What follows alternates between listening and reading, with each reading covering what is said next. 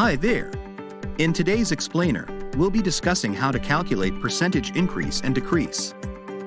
Understanding how to calculate percentage change is a useful skill in many areas, including finance, business, and personal budgeting. It allows us to measure the difference between two values over time.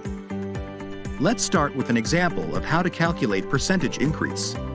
Let's say you had an initial value of $100 and it increased to $120. The formula to calculate percentage increase is as follows. Percentage increase equals final value minus initial value, divided by initial value times 100. Now let's plug the values. Percentage increase equals 120 minus 100, divide by 100, then multiplied by 100. The percentage increase from $100 to $120 is 20%. Now let's look at an example of how to calculate percentage decrease.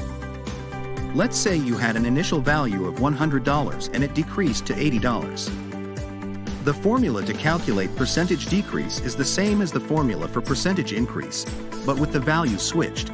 Percentage decrease equals initial value minus final value, divided by the initial value, and then multiplied by 100. Let's plug in the values.